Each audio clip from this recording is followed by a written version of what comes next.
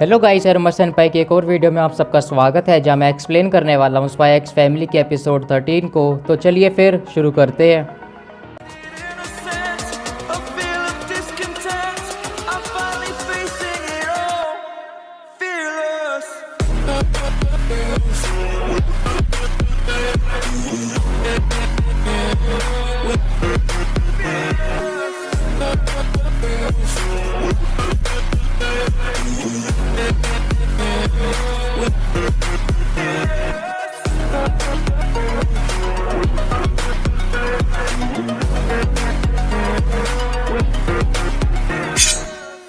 सबसे पहले तो मैं तुम्हें बताना चाहूँगा कि हमारा चैनल 1000 सब्सक्राइबर को क्रॉस करने वाला है, तो तुम सब्सक्राइब वाला रेड बटन दबाना मत भूलना।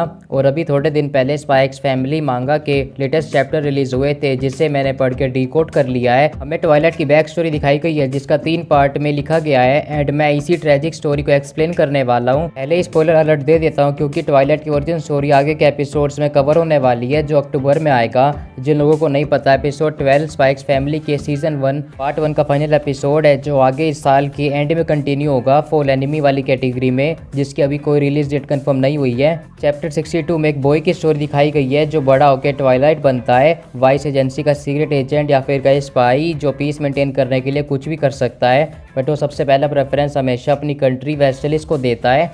ट्वाइलाइट असल में उसका एक्चुअल नेम नहीं है, एंड उसका रियल नेम अभी मांगा में रिवील नहीं किया गया, और ना ही उसकी एज कंफर्म की गई है। हम देखते हैं कि ट्वाइलाइट ईस्टर्न वेस्टलिस में लुवन स्टेट का रेजिडेंट था, जब ऑस्ट्रेलिया और वेस्टलिस की कंट्री में वॉर स्टार्ट होने वाली थी।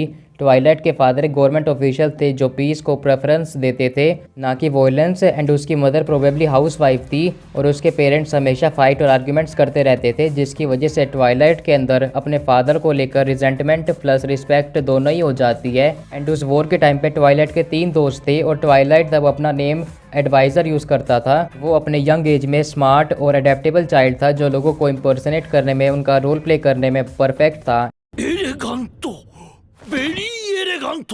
एंड अगर तुम सोच रहे हो कि मैं मांगा के पेजेस इस वीडियो में क्यों यूज़ नहीं कर रहा, तो उसका रीज़न ये है कि मांगा के पेजेस कॉपीराइट टर्म के अंदर आते हैं, एंड उन्हें यूज़ करना इलीगल है। वेस्टलिस में सभी चिल्ड्रन का माइंडसेट यही था कि वो वॉर को ख़त्म करेंगे बड़े होके, एंड यही सेम ड्रीम था ट्वाइलाइट का, जो एक सोल्जर बनना चाहता था, ताकि वो अपनी कंट्री को आने वाली वॉर में सर्व कर सके। लेकिन उसके फादर वॉयलेंस और वॉर के अगेंस्ट थे, इसलिए वो ट्वाइलाइट के डिसीजन से गुस्से होकर उसे वार्निंग देते हैं कि वो कभी भी ऑस्ट्रेलियन सोल्जर से नहीं मिलेगा, और ना ही उनसे कुछ बोलेगा, जिनको वो ऑलरेडी विलन मान चुका है। तो ट्वाइलाइट का गोल वॉयलेंस की जगह पीस इस्टेब्लिश करने की तरफ होना चाहिए। एक दिन ट्वाइलाइट को टॉय गन चाहिए होती है, लेकिन उसके फादर इन गेम्स को हेट करते थे, इसलिए ट्वाइलाइट को खरीदने के बहाने से पैसे लेकर टॉय गन ले आता है। लेकिन ट्वाइलाइट को अपने फादर से झूठ बोलना अच्छा नहीं लगता, और वो गिल्ट से सफ़र करने लगता है, इसलिए वो कभी भी उस टॉय गन से खेल नहीं पाता, और डिसाइड करता है कि वो घर जाकर उन्हें सॉरी बोल देगा। उसके फादर बिजनेस ट्रिप से घर आ चुके होते हैं, पर अगले दिन ऑस्ट्रेलियन आर्मी बॉर्डर क्रॉस करके उनके लुवन स्टेट पर बॉम्बिंग्स कर देती है। ट्वाइलाइट बहुत ज़्यादा शॉक और डिप्रेस होता है, लेकिन अपनी मदर के साथ कीलबर्ग में मूव ऑन कर जाते हैं। एंड ट्वाइलाइट को रियलाइज़ होता है कि सभी एडल्ट्स झूठ बोल रहे थे, कि उन्होंने गलत प्रॉमिस किया कि कभी वॉर नहीं होगी, लेकिन वॉर स्टार्ट हो चुकी है।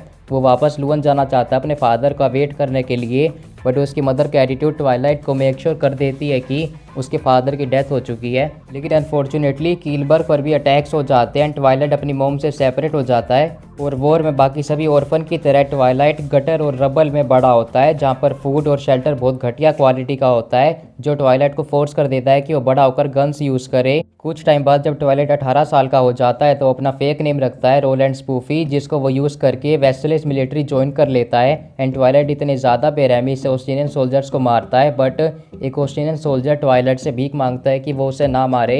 एंड ये सोल्जर और कोई नहीं बल्कि ट्वाइलाइट का इन्फॉर्मेशन ब्रोकर फ्रैंकी होता है, जिसने अपनी आर्मी छोड़ दी। एंड वो ट्वाइलाइट को एक्सप्लेन करता है कि वॉर के दोनों साइड्स एक दूसरे को अपनी ट्रेजेडीज़ के लिए ब्लेम करते हैं, लेकिन ट्वाइलाइट का इवेंचुअल माइंड एक्सेप्ट नहीं करता।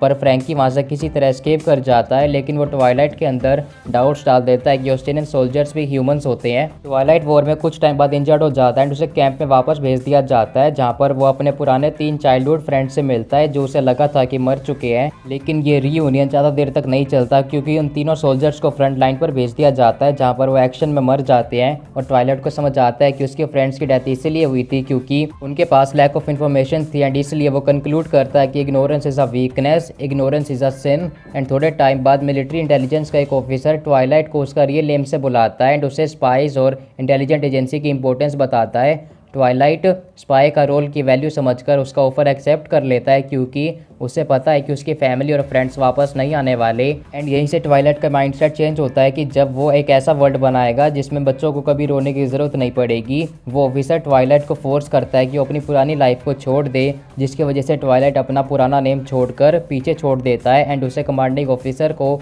हैंड ओवर कर दिया जाता है जो उसकी स्पार्टन ट्रेनिंग का इंचार्ज था। एंड वही कमांडर ट्वाइलाइट को एक स्पाई बनाता है एंड वो ऑफिसर और कोई नहीं बल्कि सिल्विया शेरवुड होती है जो ट्वाइलाइट की हैंडलर है अपने मिशंस में। एंड अपनी ट्रेनिंग खत्म होने के बाद ट्वाइलाइट एक फुल फ्लैश स्पाई बन जाता है जहाँ पर उसकी स्टोरी स्पाई एक्स फैमिली में कंटिन्यू होती है। और ये देखना इंटरेस्टिंग होगा कि लॉयड अपनी स्टोरी कभी योर और आन्या को बताएगा या फिर नहीं। लेकिन गाइस यहीं पर ये वीडियो एंड हो जाती है। अगर आपको वीडियो अच्छी लगी तो लाइक कर देना, चैनल को सब्सक्राइब कर देना एंड उसका अपने दोस्तों के साथ शेयर कर देना। मैं आपसे मिलूंगा अगली वीडियो में।